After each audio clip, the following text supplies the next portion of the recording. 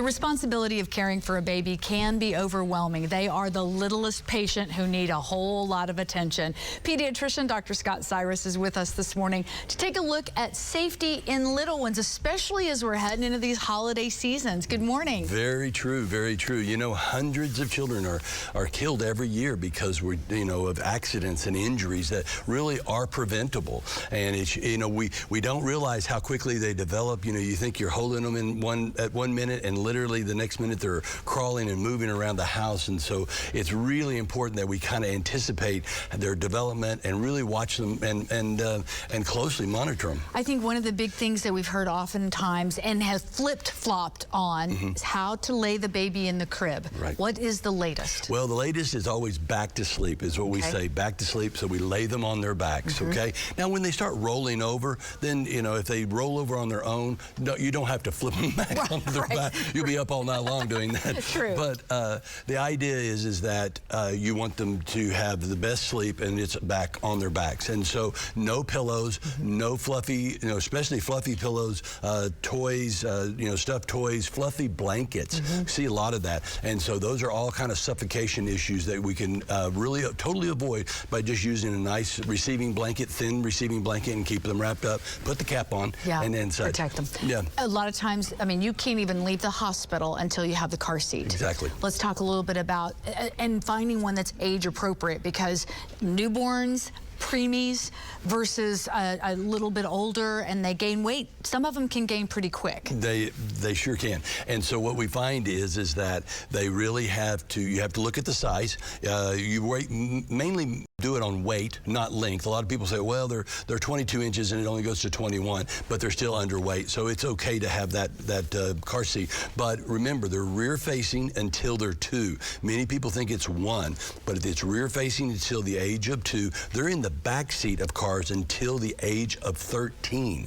So we don't want to put them in the front seat. I actually lost 2 children to airbag deployment because the children are too small for the airbag, and they get hit actually in the face. And it's also, we've also done those stories on the children that are left in the back seat. So be sure to have, I know even cars today are having notification symbols of letting you know, don't forget, check the back seat. Yeah, put your purse, put your briefcase, put your coat if it's cold in the back seat. Right. And if you have your child there and such. So yeah, we get distracted and everything, but those things, like I said, those warning systems on cars are really good. But again, an added layer is awesome to do that. Another issue, choking. The part of their learning is that goes into their mouth. Everything they touch, they want to taste as well. And the next thing you know, you can get yourself in trouble. Mouth's the source of pleasure, and they wanted to put everything in their mouth. And so getting down on the ground, I tell parents, get down on the ground, crawl around. As they start to move, get around. You'll be surprised they have paper clips or straight pins or safety pins or just, buttons, a number. Yeah, just batteries. A number of things.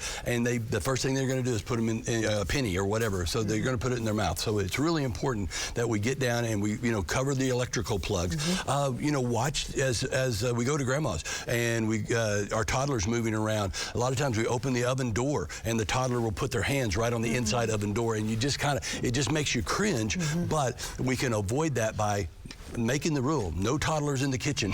Right. Just no toddlers, or turning the pans around on the stove. They can reach up, a little 3-year-old can reach up and grab the handle of a pan, and then boiling water. I've had all of these situations occur, and they're totally avoidable by just saying no children in the kitchen while we're cooking. Well, and you made a great point. A lot of times you may be traveling, you may be in an environment that your child's not used to, you may be with people that don't have little ones, and so almost baby-proofing the minute you get there. Exactly. Doing that walk around with the outlets, all the cabinets, even taking some of those things with you, like those little plugs, latches. Yeah, latches and things like that. Exactly. We keep a lot of our chemicals up underneath the sink, and so it's really important that we try to keep those locked, or do a what I like to say is a preemptive strike. Call Grandma and say, hey, Grandma, we're going to spend a day or 2 with you. Do you have locks on your cabinets? Do you have ways of securing that our little toddler is not going to get into the chemicals children things. Well, we only have about 30 seconds left, but one of the things too that always scare me are those bookshelves and cabinets and TV stands. Those are easily pulled over. Yeah. You know, kids love to pull out the door, step in the door, pull out the next door, step in the door. Well, you see what happens. It is like a tower, and then over it comes onto them. So we really important to think about TV anchors. Do this. You know, they always like to play with the remote control. Where do we put the remote control? Up by the TV, and then over it comes. So we think about, you know, just doing TV anchors, furniture anchors, things, again, watching and monitoring them. And if other houses don't have them, then obviously we really have to watch closely our children and make sure they're not climbing on things. Yeah, got to be super careful because they are very ingenious little critters. Oh, they are, and they move fast. They sure do, absolutely. We know a lot of this is common sense. I just thought it was really important as we head into the holidays, the travel, that we let a good reminder just to be aware. Be safe and have a happy holiday. It's great to see you in person, great and Merry Christmas. Here, and Merry Christmas fantastic. to you.